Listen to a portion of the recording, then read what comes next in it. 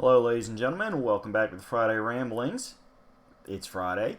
It's time to ramble. So let's discuss some great aspects of pop culture and entertainment. This time I thought we would go through some classic literature as we discuss some of the many works by Rudyard Kipling. Now, we're going to give a super quick bio of Rudyard Kipling and his basic in and outs. Officially named Joseph Rudyard Kipling, he was born December 30th, 1865 and died January 18th, 1936, was an English journalist, short story writer, poet, and novelist. Kipling had been born in India, which inspired much of his work, especially his most iconics, which of course we will get into. In the late 19th and early 20th centuries, Kipling was among the United Kingdom's most popular writers, and in 1907 he was awarded the Nobel Prize in Literature as the first English language writer to receive the prize, and at 41 its youngest recipient to date. This means he is doubly historic in this category. He was also sounded out for the British Poet Laureateship and several times for a knighthood, but declined both. Following his death in 1936, his ashes were interred at Poets' Corner, which is located in Westminster Abbey. Westminster Abbey, of course, being one of the most recognized locations in England, officially titled the Collegiate Church of St. Peter at Westminster. And is a Gothic-style abbey church in the city of Westminster, London, England, just west of the Palace of Westminster. As I said, mostly we're going to stick away from his personal life, as I do want to focus on some of his literature in this particular discussion. We'll say that over the decades, his works have occasionally been considered controversial due to the fact that he lived at a time where England had a lot of influence over India, as well as some other outlying countries, and as such, politically, he did very much believe in the British Empire. So, it's a thing. As the idea of the British Empire has faded out, people have considered some of his ideologies to be outdated and kind of imperialist, but you know what? It was the culture he grew up in. We're not judging him.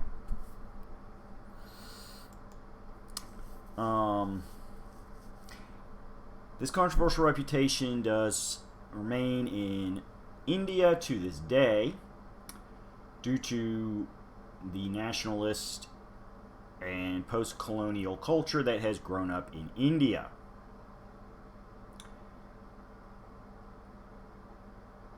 However, many contemporary Indian intellectuals have taken a nuanced view of Kipling and his work, including some prominent politicians admitting that Kipling's works number among their favorite bits of fiction. So, what's up with his fiction? Well, let's go ahead and nail a few things. One, I do not own a complete Kipling collection. However, I have recently inherited this, which is very worn, was not necessarily stored in the best of conditions for all of its years, but that's okay. This is a second volume selection of Kipling's works, as most of what he did is short stories and poetry. You can get good collections here. Now, this does not contain any of the iconic... Look, see, that's how much stuff is in here. Like, that's how many poems and short stories he wrote. Multiple pages of table of contents. It's a big thing. Nice thick book. And this is, as I said, only a small selection of his work. It does not contain any of the iconic Mowgli stories that people most associate with his Jungle Book anthologies. So let's go ahead and knock this out real quick before we discuss the more intimate details of such things. There were multiple books in the Jungle Book series. I believe 2. Make sure there's not a third one that I'm overlooking here. No,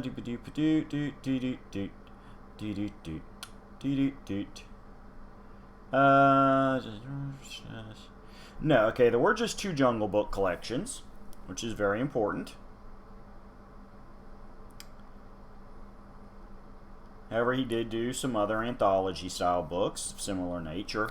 And while the Mowgli tales are the most iconic of the Jungle Book collection, there are stories that do not relate to Mowgli and his friends in the Jungle Book collections, including the iconic Rikki Tikki Tavi, which is probably my personal favorite Kipling story. Rikki Tikki Tavi, for those who do not know, is the story of a young mongoose who is adopted by a British family living in India, and who over the course of the story drives snakes out of their garden, securing the peace and safety of the family, including 2 cobras, who are the primary antagonists of the story. It is very much a classic story of heroism, as the young and plucky Rikki Tikki Tavi does this not for great reward, not for great praise, but for the love of his adopted human family, the most noble and pure of causes, and even does things that, by mongoose standards, would be considered a little reckless to make sure that events are ended without any of the humans coming to harm.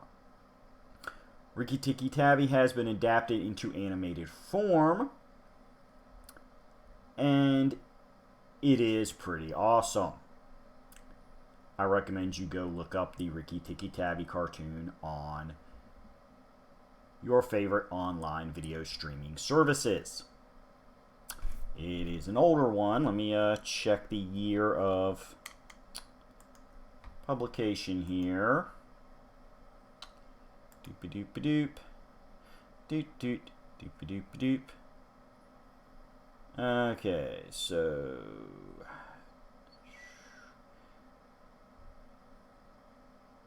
Dun, dun, dun, ba-dum, ba-dum, ba. Okay, yeah, it was made in the mid-70s, around about 75, by the iconic Chuck Jones, although there was also a animated version done in the Soviet Union at the film studio Soyuz Multfilm,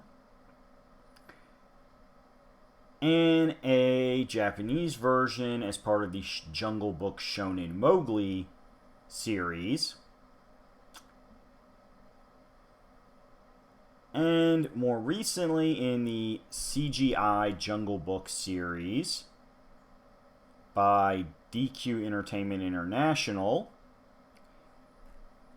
Rikki Tikki Tavi does appear as a supporting character who is a friend of Mowgli, kind of merging Rikki into the Mowgli verse of short stories. So, you know, he's a wonderful little critter. Very brave. Very true. But yes, it is the 70s Chuck Jones version that I do recommend for those not familiar with the short story, or who are familiar with it and have never seen the adaptation. It is very well done. It's pretty much everything Chuck Jones does. But we have touched on what for many people is the most famous Rudyard Kipling work, which is Mowgli. Thanks to Disney's animated film The Jungle Book, which adapted just a small fraction of the Mowgli stories, and their subsequent sequels and TV show spin-offs of their version of The Jungle Book, Mowgli has become a character along with his friends Baloo, Bagheera, antagonists Kaa the Snake and Shere Khan. Become characters that a lot of folks recognize even though they may have never seen or heard of Rudyard Kipling and his collections. Of course, longtime visitors to the site have heard me discuss the really alternate reality spin-off of the Jungle Book Disney did called Tailspin, in which we did not have Mowgli, but many of the other prime characters existed in a more anthropomorphic reality. Baloo was a freewheeling freelance pilot. Go watch the video of me discussing it. It is a pretty interesting show in its own right, but even though it has descended greatly from what Rudyard Kipling did, it can trace its roots back to Mr. Kipling. Mowgli stories, as I said, written by Kipling, covered two different anthologies, The Jungle Book and The Second Jungle Book, and featured many more stories that Disney did not touch, mostly due to the more intense violence, up to and including Mowgli killing and skinning Shere Khan after the great tiger had one too many incidents of plotting to kill Mowgli. And what can you say? The man cub kind of took it personally. You know, you can only push a man cub around so long before he says, you know what, no, I'm done with you. You're literally never going to have the ability to harm me or my friends ever again. Kind of intense, but you have to remember, not all of these stories originally written were intended for really young audiences. That's kind of the nature of adaptations and works over enough decades. What was considered cultural subjects that were originally meant for, teenage or young adult audiences are now considered acceptable for children because, hey, we as a culture, we've moved forward, we consider certain things to no longer kind of be controversial. It happens. We're not going to get too deep into that because that is a whole nother discussion for a whole nother time. But if you do have an opportunity to come across any variant collection that composes the Mowgli stories, I do highly recommend them. Mowgli is one of literature's all-time great characters. However, he has done so much more. Real quick, we're going to go through some of his iconic stories here. We have Plain Tales from the Hills, The Story of the Gadsbys, Under the Deodars, The Phantom Rickshaw, and Other Eerie Tales, including the iconic The Man Who Would Be King, which is about two British adventurers who becomes kings of Kafiristan, which is a remote part of what is now considered Afghanistan. Wee Willie Winkie and other child stories, including Baa Black Sheep. No, not necessarily the famous song everybody knows. It is the title of a semi-autobiographical story dealing with the unkind treatment that Kipling received between the ages of 6 and 11 in a foster home in Southsea, which is back in England. Subject is also discussed in his novel The Light That Failed and occupies much of the first chapter of his autobiography Something of Myself.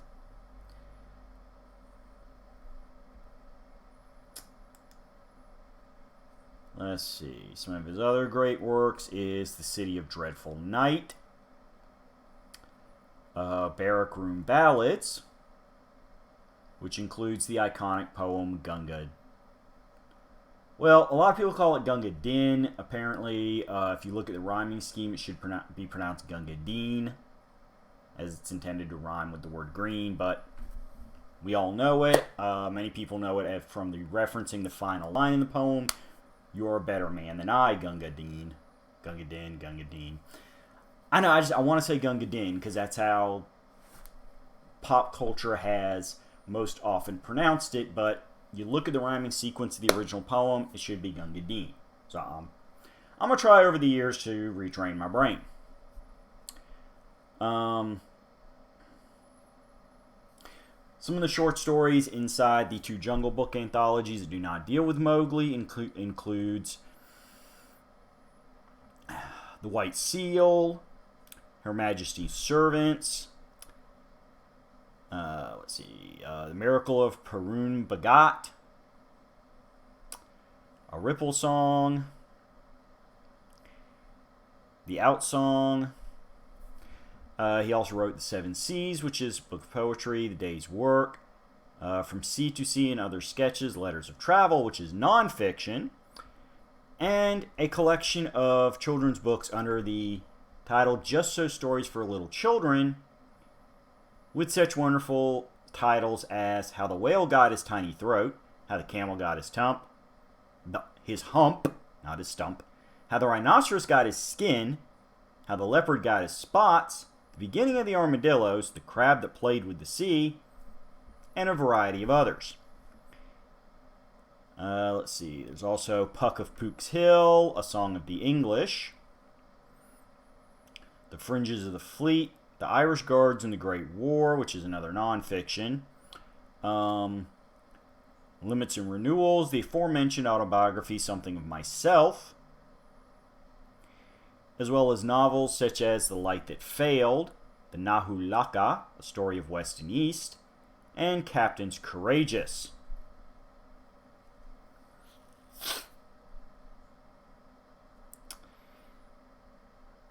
So, yeah.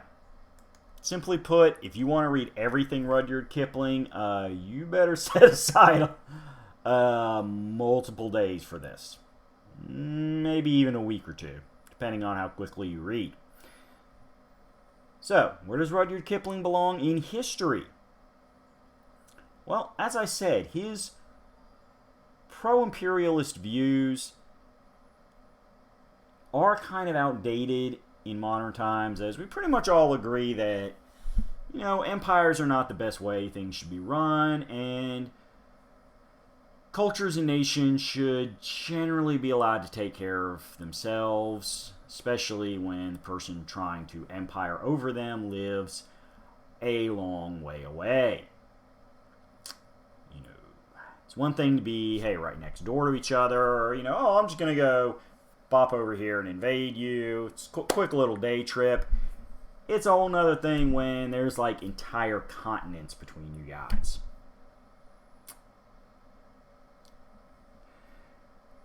But despite the fact that his views are considered outdated, I personally do not consider outdated concepts offensive, and thus, hey, I'm capable of reading Rudyard Kipling stuff, even the ones that blatantly propose the idea that India could only benefit from having the Britons in the country in authoritative roles and injecting their culture into the native Indian culture. I don't get wound up about it politically. It's like, look, that's what the guy believed. He had a right to believe it. He was English himself, so yeah, of course he's gonna be encouraged to have a pro-England bias. It doesn't mean that he is not an excellent writer.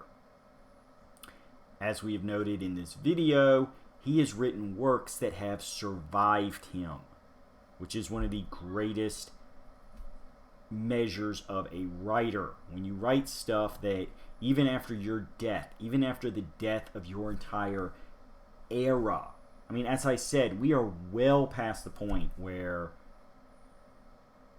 India has been post-colonial, and the British Empire has been one of the major powers of the world.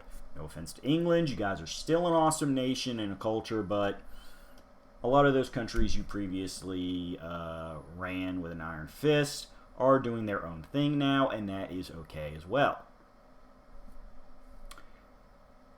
The Mowgli stories, which are always going to form the backbone of Kipling's works, are in and of themselves iconic and timeless. The idea of a boy being raised by wolves in the jungle, and how that would affect both his perspective on the world itself, as well as notions of human civilization and society, and how necessary it really is at times, is something that, well, frankly, we should all have at least a passing familiarity with as we grow up and try to decide what kind of society is the best society. Well, you gotta realize something. Human civilization ain't necessarily 100% perfect in and of itself. Sometimes you might actually be a more noble-spirited person if you were raised by animals. Wanna be like you. I wanna walk like you, talk like you. Which is going to be your last little bit of trivia before we sign off on this video. And that is that, yes, folks, for reference, the character of King Louie was a creation of Disney for their iconic theatrical film adaptation. Although there were characters present in The Jungle King that filled a similar role to Louie in the idea of being pack leaders of various primates, there was no King Louie himself who expressed a desire to be just like man. Especially learning the secrets of man's fire. So, just a quick little note, if you do come across some Jungle Book collections, you will not find King Louie in there. He is a Disney creation. However, Baloo, Bagheera, Mowgli, Shere Khan, and the wolf pack that raised Mowgli right are all present in there. Definitely, if you have a chance to check out, as I said, any version of Rikki Tikki Tavi, give it a run through. It is a great short story that will fill any literary major's desire to look at classic hero whose morality and honor code fits in with any civilization in any decade. Hey, our mongoose buddy Ricky's got it. He's going to fight them cobras. He's going to fight them. Because it's not that he doesn't think something else should live in the garden beside him, but because those snakes, they want to get rid of humans. They want to rule over that garden. Not with an iron fist, because they're snakes, no fingers. With iron fangs. Full of drippy venom. Bad cobras. Very bad snakes. Very selfish. And when you're done, hey, you can debate the symbolism of what the snakes represent, what Ricky represents. Socio-political commentary. Ahoy! Go for it! I'm going to sign off for now because really there's not much else I can say about it without getting into specific plot spoilers of specific stories. And I don't want to do that because I want you to read the stories. You should read them. Many of them are great stories. So go. Find books like this. Nice and thick. Real books with pages. Real text in it. Help if it was right side up, wouldn't it? Look at that. Pages. Look, I got nothing against digital books in and of themselves. I got nothing against the concept of e-reading, but, you know, just something about a real book, especially when you're discussing classic literature. Feel the weight of it. Literally the weight of the words in your hand. Turning each page. The suspense rising as you wonder who's going to win. Mowgli or Shere Khan. Rikki Tikki Tavi or the snakes. What will be the cost of victory? You know, it's a multi-sensory experience when you read actual physical books. Now again, if you can't find physical copies, if you do want, if you do go digital, great. It's better than nothing. I'm with you. But when it comes to nice, thick book reading, when it comes to marathon reading like this, I just personally, I like my physical copies. Especially with classic lit. It feels right. It feels appropriate. But that's just my personal opinion. If you disagree with it, hey, go ahead and tell me in the comments. But more importantly, you need to subscribe to Roulette Productions if you haven't already, because I got videos every Friday. I got game stream videos every Wednesday. And who knows, maybe one day, just maybe, I'm going to get my boy Rich there to get back on microphone, if not on camera. Pop a little something off with me that we can upload on another day to bring you more content. If you don't want to miss any of it, you want to make sure it's easy to find so you can check out the archives. As I said, I got a wonderful video on Tailspin, which has a connection to the Jungle King, or the Jungle Book. Good old Kipling. It's all connected. Everything connects. We're all a chain of pop culture. But no matter what, hey, join the fun. Join the party. Because we keep things on the up around here. We are not Debbie Downers. And we are going to make sure you always have a good time finding new entertainment, or if nothing else, new ways of looking at the same old entertainment. See you next Friday, folks.